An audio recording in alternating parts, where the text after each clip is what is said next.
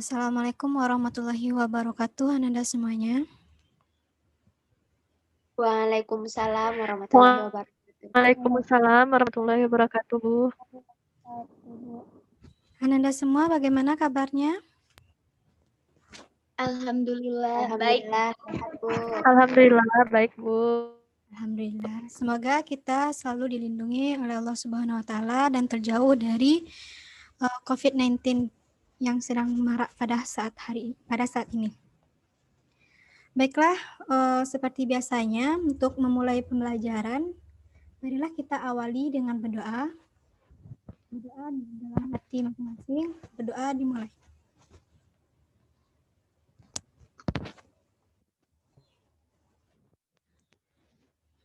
Berdoa selesai. Baik, sebelum memasuki pembelajaran kita pada hari ini, Ibu akan mengecek kehadiran Ananda semuanya. Baik, dimulai dari Laila Sagita Amalia. Apakah hadir? Hadir, Bu. Baik, Laila hadir. Kemudian Marta Lila Ayu. Hadir, Bu. Baik, kemudian Noni Fatila, apakah ada?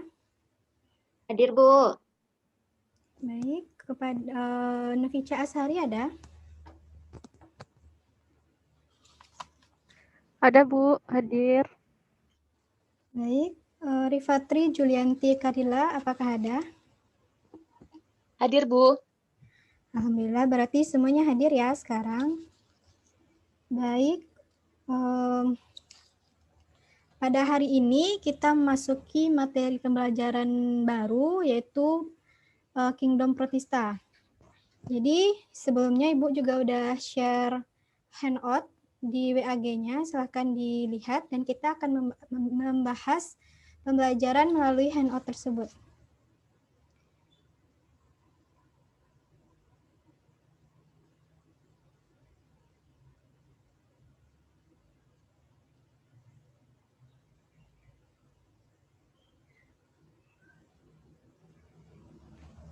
Baik, apakah sudah terlihat handout-nya?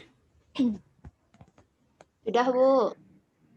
Baik, sekarang Sudah, kita Bu. memasuki pembelajaran Protista. Tujuan dari pembelajaran kita pada hari ini adalah peserta didik dapat memahami pengertian, ciri-ciri umum, klasifikasi, dan peranan Protista.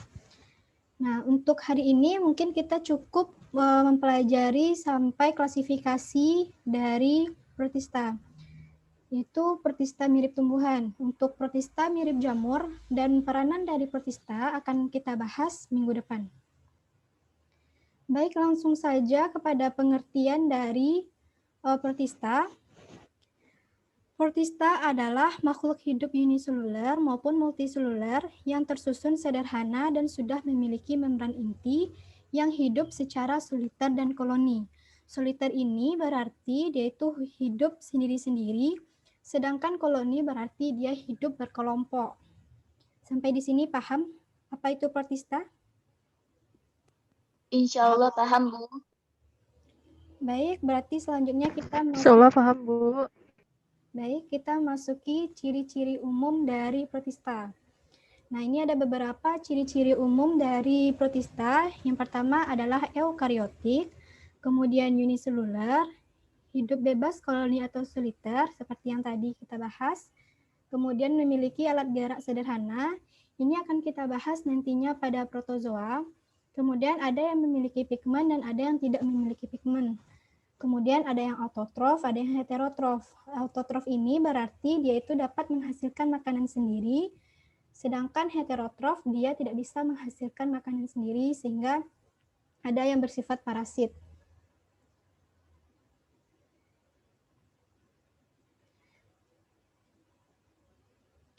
Baiklah, untuk klasifikasi atau pengelompokan dari Protista ini secara garis besar itu dibagi menjadi 3, yaitu Protista mirip hewan, Protista mirip tumbuhan, dan Protista mirip jamur. Pertama, kita akan membahas terlebih dahulu Protista mirip hewan.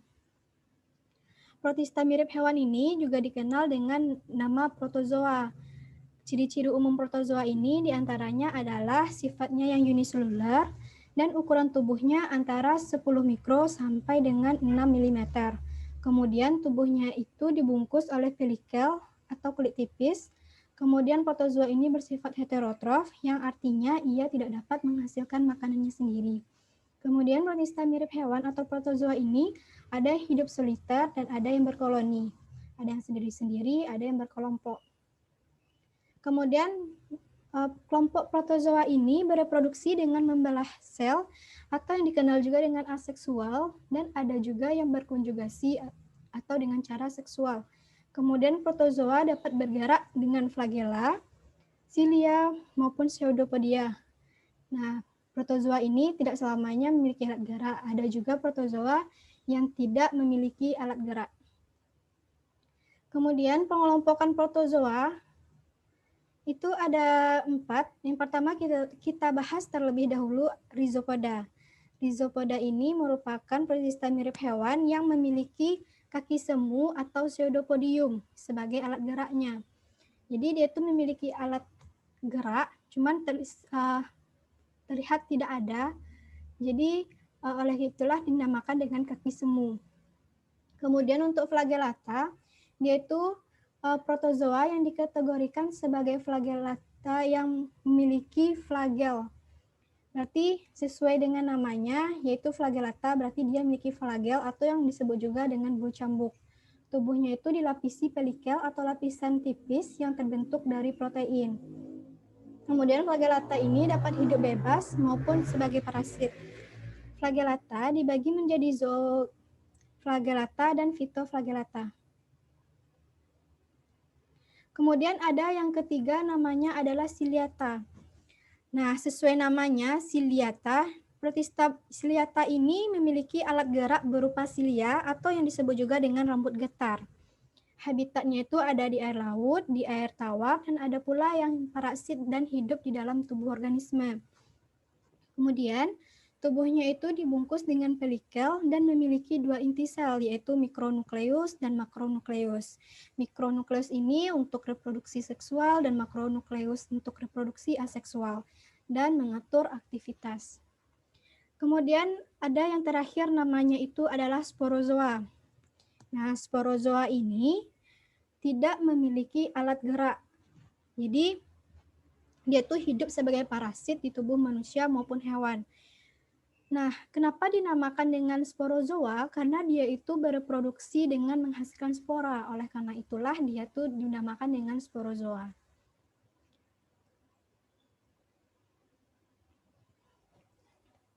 Baik, untuk protista mirip hewan tadi, apakah sudah paham Ananda semuanya? Paham, Bu. Allah paham. Baik, berarti kita langsung saja masuk ke protista mirip tumbuhan. Protista mirip tumbuhan ini juga dikenal dengan ganggang atau alga. Ganggang ini ada yang mikroskopik, ada yang makroskopik. Ganggang yang mikroskopik ada yang berukuran 25 mikrometer, contohnya itu adalah Navicula. Kemudian ganggang yang makroskopik ada yang berukuran mencapai panjang 50 meter, nah contohnya itu adalah Macrocystis. Protista jenis tumbuhan ini, mirip tumbuhan ini, itu bersifat autotrof, yang artinya dia itu memiliki klorofil dan dapat membuat makanannya sendiri. Kemudian, struktur tubuh pada protista mirip tumbuhan ini berupa talus, sehingga menyebabkan dia itu dikelompokkan ke dalam talopita.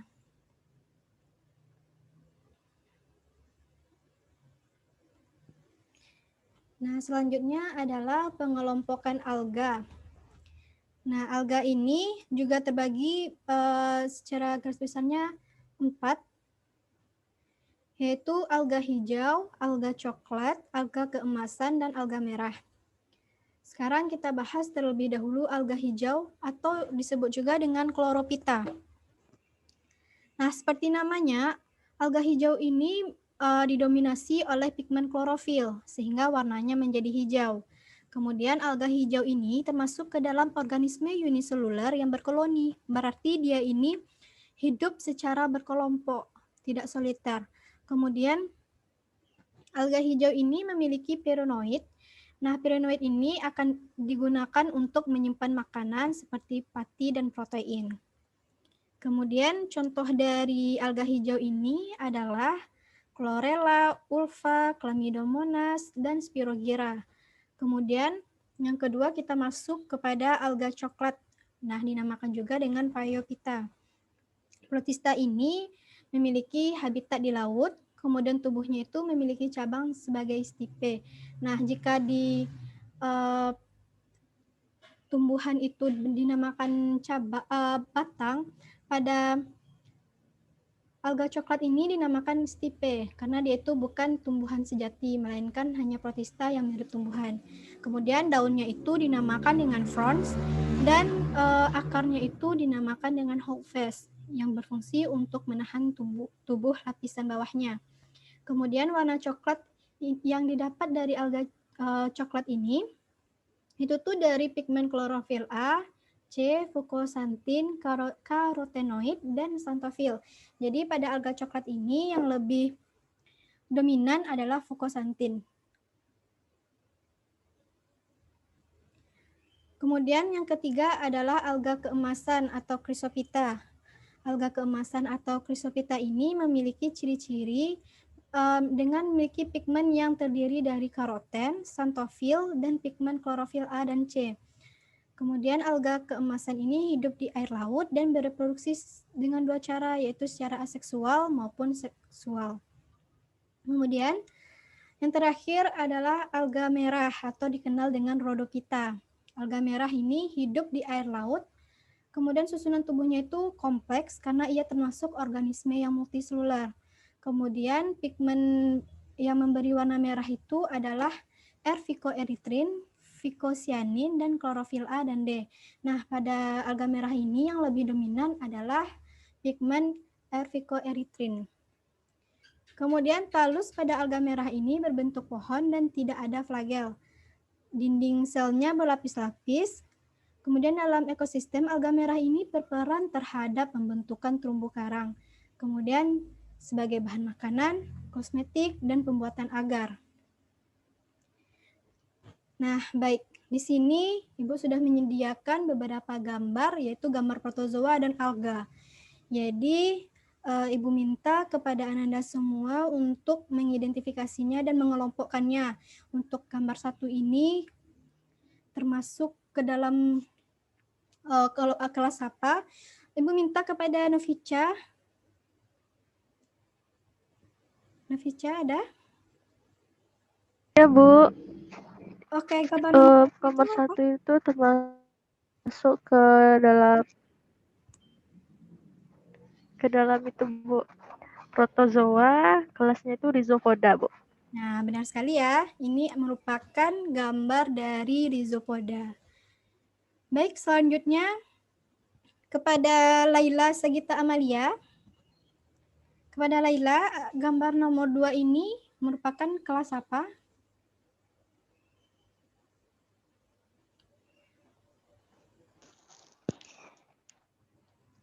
Iya, Bu. Maaf, Bu, tidak dengar. Ini gambar nomor 2 ini termasuk kelas apa, Laila? Kelas silia, Bu. Nah, benar sekali ya. Di gambar nampak jelas silia-silia pada protozoa ini.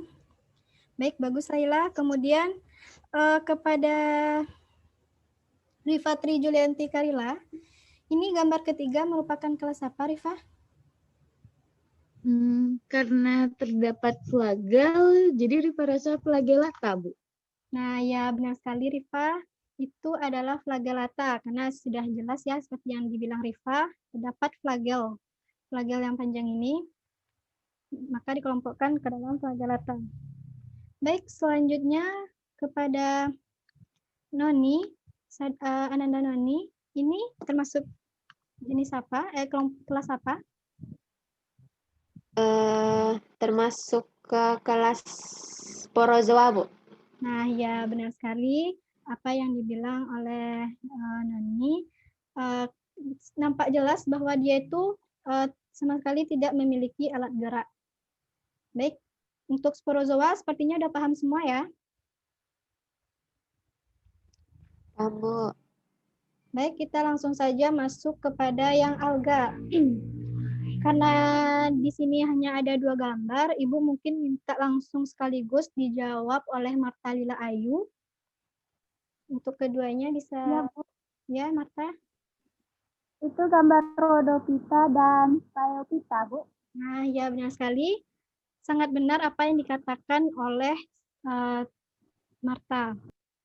Di sini Rhodophyta karena terlihat jelas ganggang ini berwarna merah, kemudian ini berwarna coklat. Baik, Ibu rasa cukup paham ya mengenai materi hari ini. Oke, untuk Insya Allah sudah. Oke. Jadi Ibu sudah share juga kan LKS sebelum pembelajaran ini. Silakan dilihat lagi LKS-nya dan Ibu minta dijawab secara lisan dan Ibu akan tunjuk secara acak. Silakan dilihat.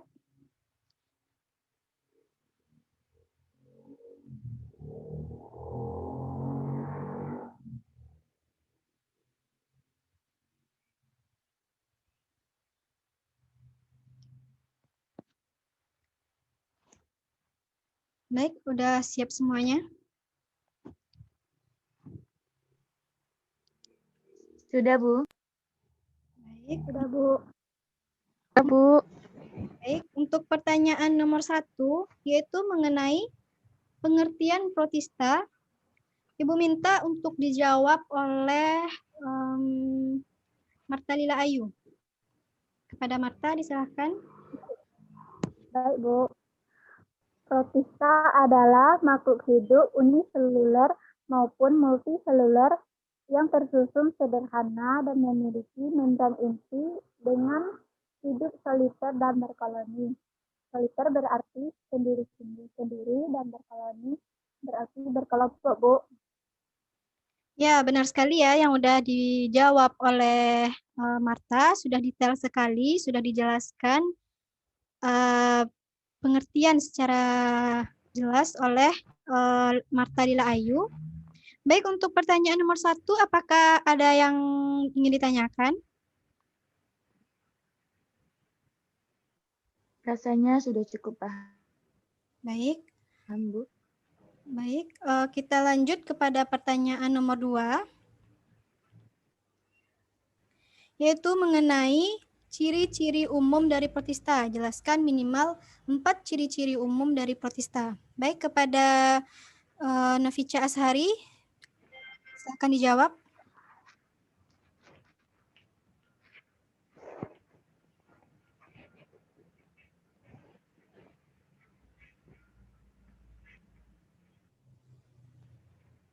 Siapa, Bu? Nafica Ashari, pertanyaan nomor 2, silakan dijawab. Ya, maaf, Bu. Bu, jadi ciri umum protista itu ada beberapa, yaitu yang pertama ada eukariotik, yang kedua itu bersifat uniseluler, ada yang sendiri-sendiri, ada yang berkoloni. Nah, selanjutnya memiliki alat gerak sederhana, itu terdapat pada protozoa, dan ada yang memiliki pigmen, dan juga ada yang tidak memiliki pigmen, Bu. Dan ada yang autotrof, yaitu bisa menghasilkan makanan sendiri, dan juga ada heterotrof yang tidak bisa menghasilkan makanan sendiri. Mungkin itu, Bu, dikatakan. Baik, benar sekali ya yang udah dijawab oleh Nafica Ashari. Sudah dijelaskan juga secara rinci mengenai ciri-ciri umum dari protista. Baik, untuk pertanyaan nomor 2, apakah ada yang ingin ditanyakan?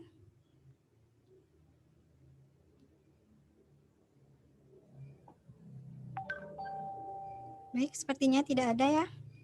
Kita lanjut aja ke pertanyaan nomor 3, yaitu jelaskan perbedaan dari rhizopoda, flagellata, ciliata, dan sporozoa. Ibu minta dijawab oleh Noni Fatilah. Silakan dijawab. Baik, Bu. Untuk perbedaan dari Rhizopoda, Flagellata, Ciliata, dan Sporozoa ini juga tadi juga sudah dijelaskan, bisa dilihat dari alat geraknya, perbedaannya. Yang pertama itu ada Rhizopoda. Rhizopoda itu tergolong ke protozoa yang memiliki alat gerak berupa pseudopodium. Selanjutnya ada Flagellata, yaitu protozoa yang memiliki alat gerak berupa flagel atau bulu cambuk. Kemudian ada Ciliata, yang merupakan protozoa dengan alat gerak berupa bulu getar atau silia. Dan terakhir yaitu sporozoa, yaitu protozoa yang tidak memiliki alat gerak. Sekian, Bu. Nah, baik. Sangat tepat jawaban dari Noni. Nah, untuk pertanyaan nomor 3, apakah ada yang ingin ditanyakan? Kalau tidak, kita lanjut saja ke pertanyaan nomor 4, yaitu jelaskan perbedaan dari Chlorophyta dan Chrysophyta. Ibu minta dijawab oleh Laila Sagita Amalia. Kepada Laila, disilahkan.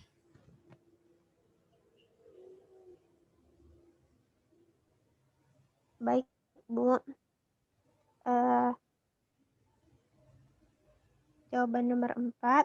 Jadi Chlorophyta adalah protista mirip tumbuhan yang didominasi oleh pigmen klorofil, sehingga warnanya menjadi hijau. Sedangkan Chrysophyta adalah protista mirip tumbuhan yang memiliki pigmen terdiri dari karoten, xanthofil, dan pigmen klorofil A dan C yang didominasi oleh karotenoid.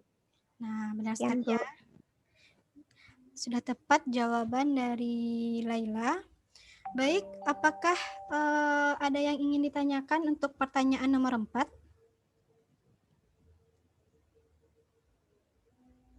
Rasanya tidak, Bu. Baik. Tidak, Bu. Cukup, Bu. Nah, baik.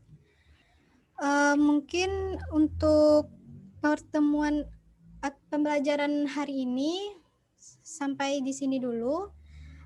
Apakah masih ada yang kurang dipahami secara keseluruhan? Rifa mau bertanya, Bu. Baik, Rifa, silahkan. Baik, Bu. Terima kasih. Jadi yang ingin Rifa tanyakan yaitu dasar pengelompokan pada protozoa sama alga ini, Bu. Soalnya Rifa masih kurang paham. Baik, Rifa, terima kasih atas pertanyaannya. Baik, Ibu mungkin langsung jawab aja mengenai dasar pengelompokan dari protozoa dan alga.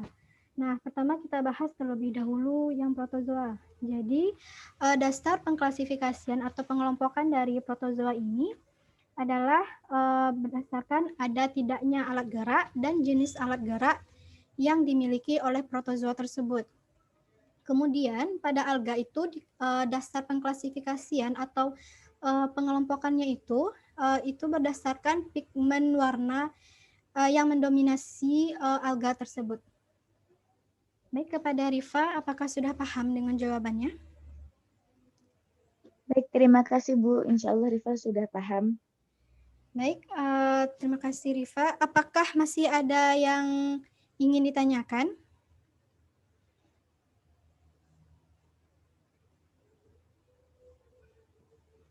Baik, sepertinya tidak ada. Tidak, Bu.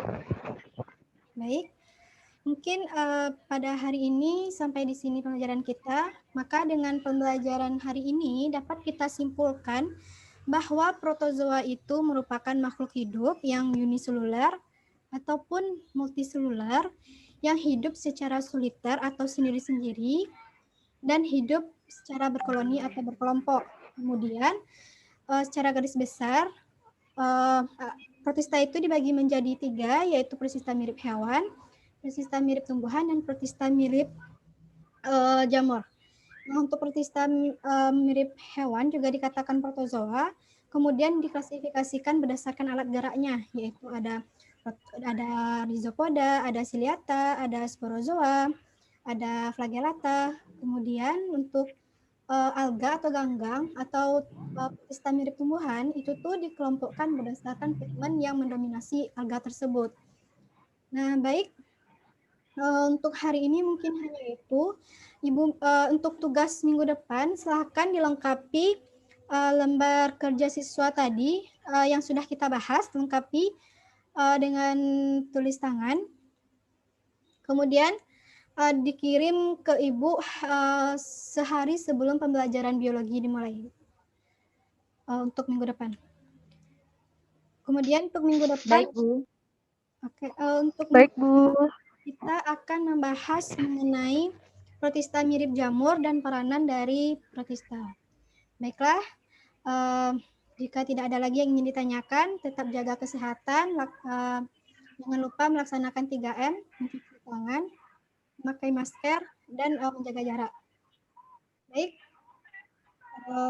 Ibu akhiri. Marilah kita mengucapkan hamdalah untuk mengakhiri pembelajaran pada hari ini. Alhamdulillahirrabbilalamin. Alhamdulillahirrahmanirrahim. Alamin. Baiklah, sekian dari Ibu. Ibu cukupkan. Dan Ibu akhiri, Assalamualaikum warahmatullahi wabarakatuh. Waalaikumsalam warahmatullahi wabarakatuh. Waalaikumsalam warahmatullahi wabarakatuh. Terima kasih, Bu. Terima kasih.